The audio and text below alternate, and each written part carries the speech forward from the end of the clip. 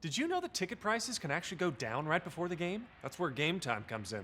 Game Time tracks ticket prices in real time from thousands of trusted sellers, then shows you all the best deals. So we can get tickets at the last minute for up to 60% off. Download Game Time now.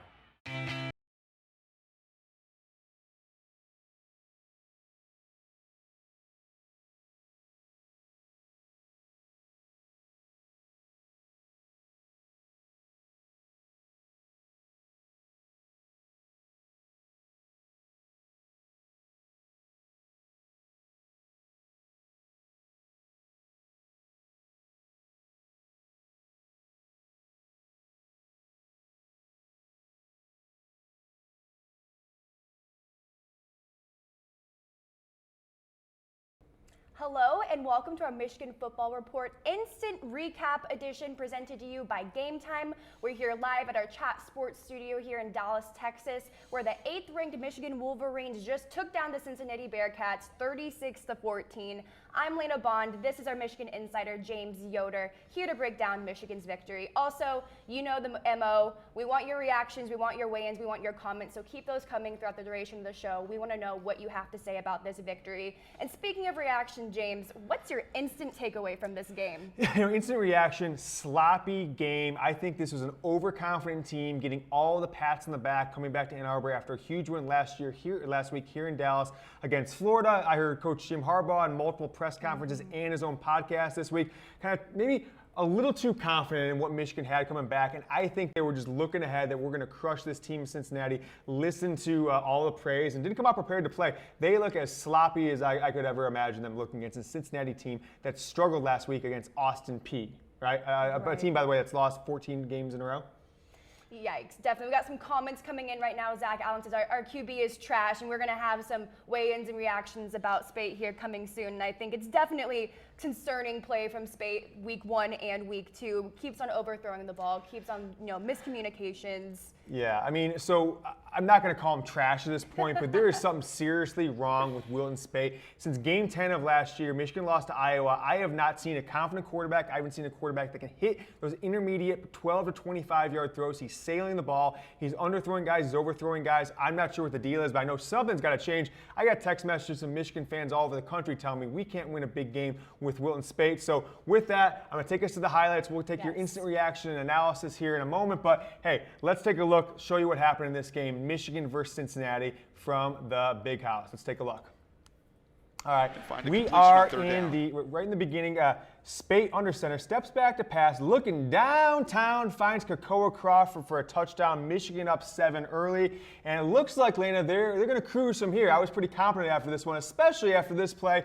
Steps up in the pocket, Cincinnati's quarterback, Tyree Cannell with the pick, and he is going to take it to the house. Michigan up 14 early, as I said. I feel that they're going to crush this point, but a few plays later, we have a little bit of a Michigan error here. Cincinnati's punting. It's going to go off the leg of a Michigan blocker as Donovan Peoples-Jones is just trying to wave it off here. This is one of 2 big mental errors in the beginning of the game for Michigan. Another one, a jet sweep we're going to show you just here in a moment. So we've got the jet sweep here. Kokoa Crawford drops the ball, and I'm like, this is just a sloppy game at this point. I think Michigan's going to take off, and they just don't happen. We're going to skip ahead to the third quarter here, and this is when it gets a little bit dicey here. Bearcats looking to cut the lead. They do. They cut it to 3, more with the touchdown pass to Lewis. Bearcats are keeping it interesting late. We're going to jump to the 4th now. Cincinnati can make it interesting here, but coming up short, look at this guy. See, he kind of short arms this pass here. That could have made it a huge game. They could have cut it down to 1 possession late in the game. I'll tell you what, Michigan holds on. There was a punt for Cincinnati over their head that Michigan got a safety late in the game. But this game was a lot closer than 36-14. Very disappointing performance all around, mostly by Wilton Spate. The defense was struggling. The special teams looked rudimentary. I would just say for a 36-14 game, this was as rudimentary as I've seen a Michigan football team play in the Jim Harbaugh era. I mean, this was a Rich Rodriguez, a Brady Hope style of game where you're playing an outmatched opponent, a team that shouldn't even be within 50 points, a 33-point spread, and they're going to cut it to 36-14. I mean, let's take a look at these stats here. Wilton Spate, had a decent game on the stat sheet. If you watch the game, you were not confident with his performance. 17 of 29 for 221 yards, 2 touchdowns. The man of the day on the offense, back-to-back weeks, Ty Isaac, 133 yards on 20 carries. He's your starting running back now, taking over from Chris Evans, who only got 5 carries and 15 yards today. I don't know what's happened to Chris Evans. He's not hurt. He's getting carries. He's just not productive. He had 20 carries last week, Evans did, and did nothing with them. Only 5 today. And then some decent performance out of the wide receivers, Kokoa Crawford, Grant Perry. Not much out of, Tariq Black, 4 catches for 11 yards, but Crawford with 4 catches and 83, Perry with 4 for 66. Both those guys had a touchdown. Let's go ahead and rate today's performance. We want to hear from you guys. Give us a little bit of a reaction here on Facebook. Was this a letdown game for Michigan? They're coming off all that praise from Florida, and hey, it happens. Or are you very concerned? This is a very concerning performance. Give that, was that the cry face? I'm not actually sure about my emoji game. Face. The sad face, sad that's face, right. James. And then the ha-ha face, if it's RELAX, as Aaron Rodgers would say, relax, okay?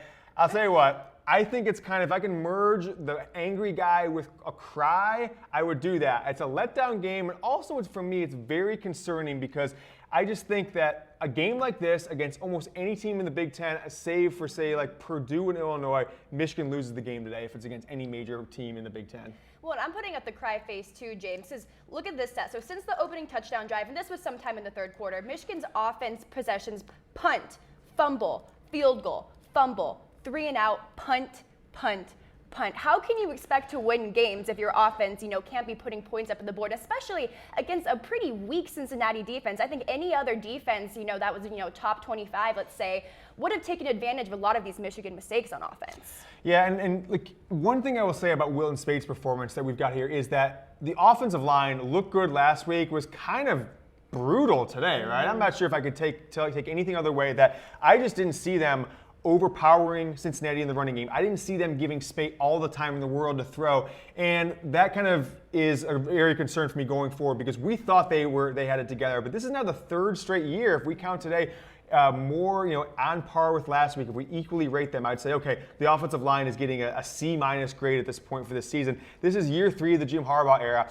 He has prided himself as an offensive coach as a guy with great offensive lines and great quarterback play, and after 3 years, 2 games into the 3rd year, both are much below expectations here for the Michigan football team. The offensive line, C- so far this season. They were a C- last year, right. Same in 2015. Quarterback play, 2 years ago we saw good quarterback play the last 4 games of the year, but for 7 games in a row now, I think Michigan football has a rudimentary quarterback play. Wilton Spate, I think people are calling for his head. I think he is now officially, I said this yesterday in Michigan football recap, or Michigan football preview, he has now entered John Navarre, Devin Gardner territory, as everyone's calling for his head starting right now. I pull up Twitter, I pull up the Chat Sports app, people are calling for his head, yeah. So we're going to go ahead and bring a weigh in here. What is your reaction to Spade's performance today? Like James was saying, definitely really disappointing. A lot of overthrown balls. Is it time to bring John O'Korn back? It's tough to say. I didn't see anything out of O'Korn, right? He was not good in the limited time last week against Florida. He was not good last year in the start he made against Indiana. He was not good ever in a Michigan uniform that I've seen. He made 1 pass last week that was even catchable. That was to Tariq Black for over 40 yards. But in general, I don't know who the quarterback is there. It's just really disappointing that they have got Spate and O'Korn, who have been on the roster with Harbaugh for 3 years. Spate's a 4th-year junior. O'Korn is a 5th-year senior. And they've got 2 freshmen that Jim Harbaugh handpicked, one a redshirt freshman, one a true freshman, in Peters and McCaffrey. And this is the quarterback play we get. Again, 17, 220 yards, whatever it was, 17 of 29, I believe, was his final stats here. But if you looked at it, you're grading Wilton Spate as that was a D performance by him. He was, even on some of his better plays of the day, he was throwing behind receivers and they having to stop and catch the ball. A couple times, guys had to kind of reach behind him over the middle. So it was just an inaccurate performance altogether. If my reaction, let's get some comments going on here, so please tell us what you think about this. But my reaction to Wilton Spate's performance is they are playing Air Force next week. I would like somebody to split snaps with them, right? Whether it's Peters, whether it's pulling the red shirt off McCaffrey, I don't know what to tell you here, but Spate is not going to win against Penn State. He's not going to beat Wisconsin also on the road. And he's not going to beat Ohio State, even though he almost did last year as an injured player. It is not going to happen this year for Michigan with Spate at quarterback. And Spate got sacked quite a few times in this game too. Are you kind of disappointed in the offensive line play? And does that worry you looking at other quarterbacks to bring in? I don't know. Right? I don't know what to tell you. So Spate is not the most mobile guy, but he's a little shifty. He reminds me of a slower Ben Roethlisberger, where he can get away from that pass rush and still make a play. But this is not the Wilton Spate we've seen, who kind of dominated flawlessly these lesser opponents last year in the beginning of the year when they were beating Hawaii and some of these other teams by 40, 50 points to start the year. This is a rudimentary performance. I am not confident anymore in Wilton Spate when he goes out there and throws the ball for Michigan. Well, let's go ahead and look at some of these key plays. Go back, take a look at the game. Number one being Michigan gets an early pick six. Now, like you said, defense on fire tonight. They did a great job, and this pick six right here definitely set the tone for the Wolverines. Look at that. Takes it all the way to the house. Look at that. Beautiful. Beautiful. I mean, this is not surprising. Michigan gets points in games on the defense side. Yeah, I mean, it was a great play for the defense there. It was a confident play. And I'll tell you what, if it wasn't for that play, Lena, Michigan is in serious trouble into the fourth quarter in this game. They had to rely again on there. I mean, last week the offense was giving away points. This week the defense is having to score points for the offense to stay in the game. So if you're grading offense-defense, you've got a Michigan defense. They're scoring points this week. They are overcoming 2 pick sixes by the offense last week. It's an A-plus defense. I'm giving this offense as a whole a D-plus on the year so far. Wilton Spate is down there. Now, Ty Isaac, some of the receivers who are new guys, and we expected some growing pains. I expect him last week, maybe not 2 pick sixes versus Florida. I might expect him in 3 or 4 weeks against a Michigan State or a Penn State, but against Cincinnati, I mean, I don't know what to say here. I'm just disappointed, and I am concerned. If I go back to the reaction poll, I'm kind of angry crying. I am concerned, and it's a letdown that Jim Harbaugh didn't have him ready to play. So let's take a look at maybe the next play here. Yeah, so like you said, disappointing on offense and 2 turnovers in the first half. Now, this is the first time in 2014 that Harbaugh's team has allowed 2 turnovers at home.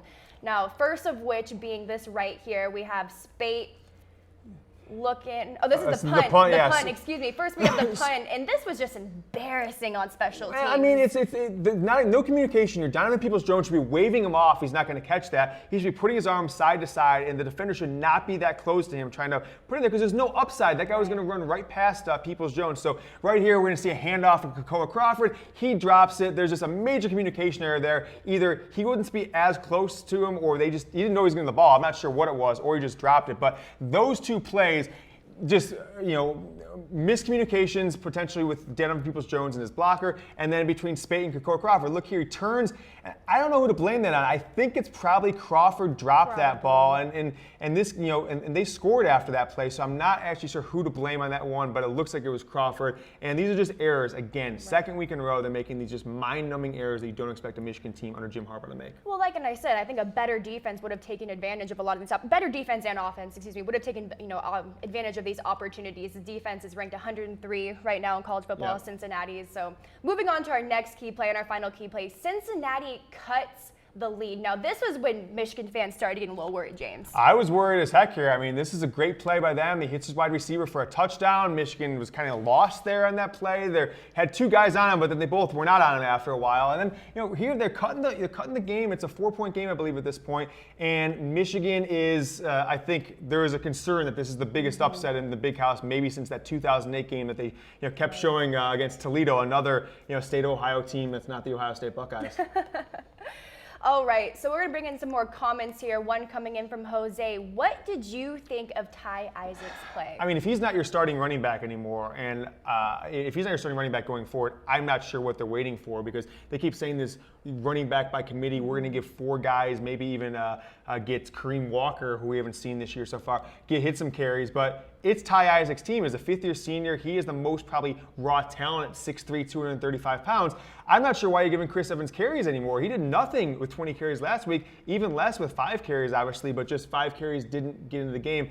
And Ty Isaac is breaking off tacklers. He's hitting holes. So I would grade Isaac as the shining, and we're going to get into this here in a little bit, Michigan man. It might be him, it might be somebody else, but Ty Isaac is your best player on offense so far this season. And you expect that. He's the only 5th-year senior on the offense that's getting any playing time. Mason Cole being the other, senior on his last year of eligibility that's getting snaps from Michigan. So you'd expect it of a 5th-year senior. And I expect Jim Harbaugh to name him the full-time starting running back after this week. If not, then he's just playing games in the media at this point. All right, moving on to a comment from Bob. Our friend Bob says, too many mental and physical mistakes, lack of maturity, which should be expected, but they better mature fast or this could go in a bad direction real quick here, James. You know, I really want to believe that they're going to come out and crush Air Force next week, that this was they come back to campus, Michigan just hit, everyone's on campus, all the students, they're getting a lot of rounds of applause walking in. Jim Harbaugh's talking the praises, and they're favored by 33 points, that maybe they just weren't as sharp this week in practice, coming back after a road trip to Dallas, but we're going to see next week. Next week is a telltale sign. If they don't beat, now I'm expecting the spread with Air Force to be about 24 points, is what I would guess if I'm kind of projecting for it. If they don't win that game by 35 or more, I think it is cause for concern that this might be a 4-loss team. And last week against Florida was an aberration against a Florida team that we might see lose quite a few games, including next week versus Tennessee. Austin Evans chiming in saying, who do you think should be the starting QB? I know we touched on this a little bit earlier, James, but... Well, look, I mean, you've got 2 games, maybe 3, till you really are going to face big-time competition with Michigan State, Penn State in early October. Whether you think Michigan State's big competition is up to the audience, but I do think you got other guys snap. So I am calling for right now, Austin, thanks for the question. If you don't like this page, please do, Austin. You'll get our show twice a week, previewing and recapping every Michigan game.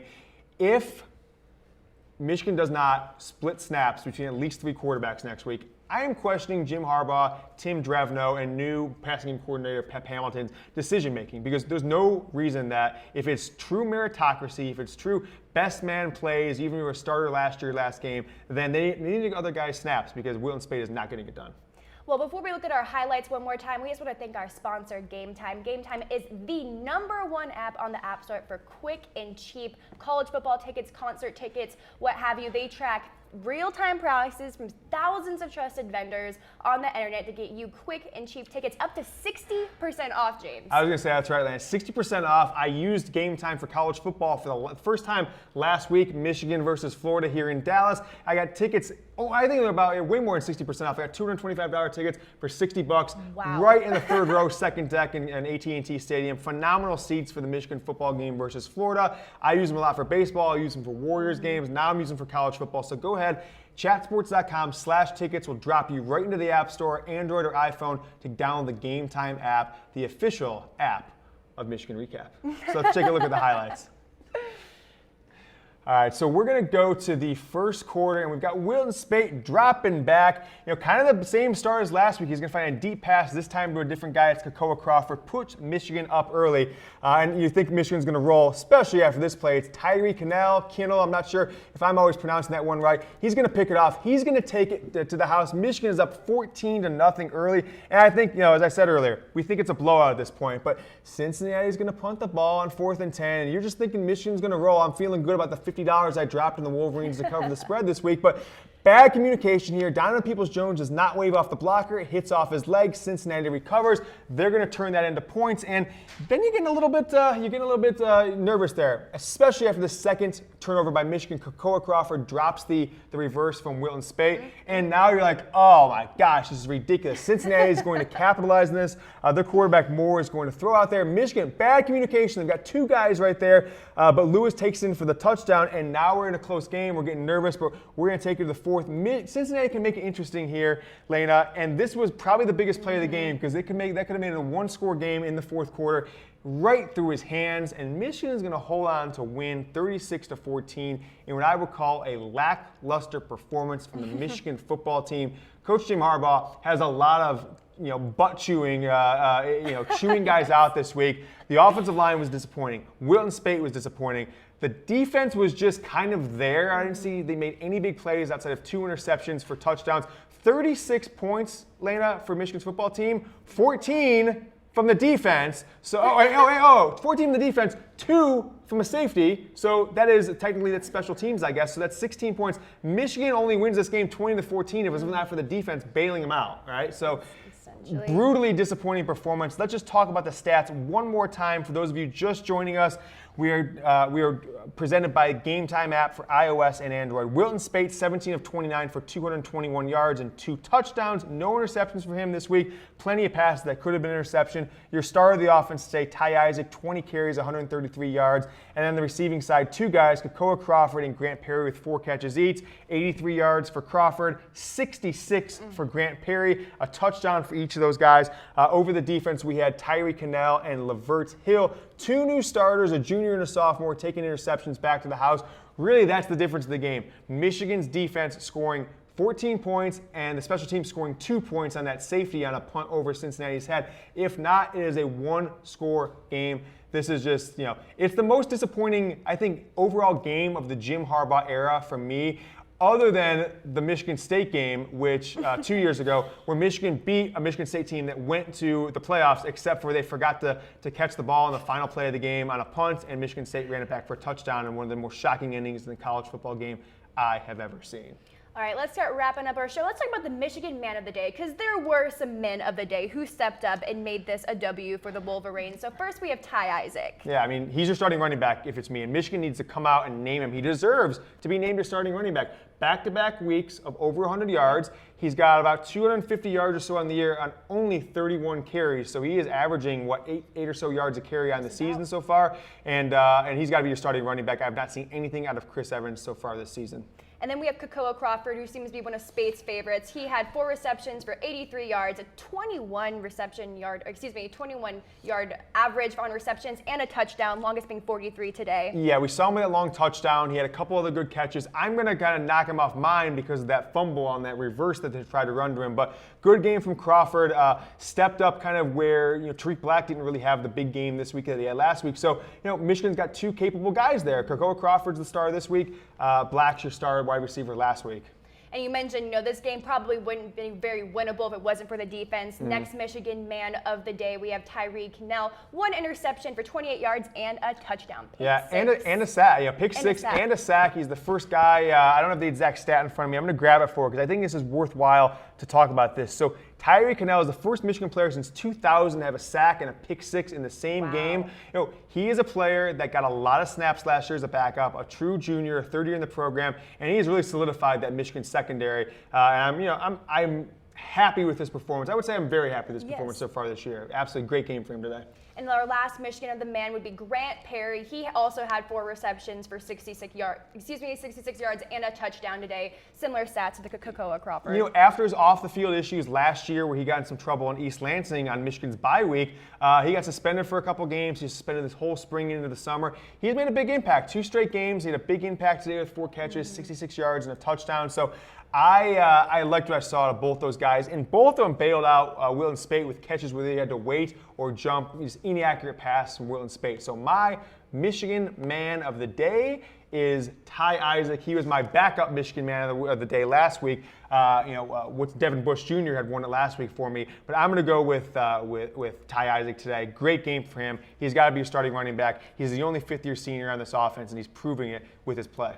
We want to know who you guys think the Michigan Man of the Day was. For me, it was my man Tyree. He had the interception and the sack and the touchdown. And like you said, first guy since 2000 to have a pick 6 and a sack in a game. Yeah, so absolutely. I think he definitely wins that for me. But like I said, we want to know what you have to think. So keep on throwing us comments throughout the duration of this show. And once again, I just want to take this opportunity to thank our sponsor, Game Time. I used Game Time last week to go to a Rangers game, and I guarantee there was not one other person in the whole entire park, unless they used Game Time, who got cheaper tickets than this girl did. Yeah, I love putting on their alerts. If I say I'm in Dallas right now, if I say I'm in San Francisco, in Ann Arbor, Detroit, wherever you are, geolocation, if there's cheap tickets around and you've got them on your alerts, it's like, boom, Rangers tickets, $12. I'm going to go and buy them. I'm going to take my family, whoever I'm going to take. Game Time is the best app, iOS, Android. Go to chatsports.com/tickets. It'll drop you right in your app store for whatever phone you use. Download it today. We use it. We love it. All right, well, I think that's it from our Chat Sports studios here in Dallas, Texas. For our Michigan recap. Once again, thank you for tuning in. I'm Lena Bond. This is James Yoder, and we will catch you next time.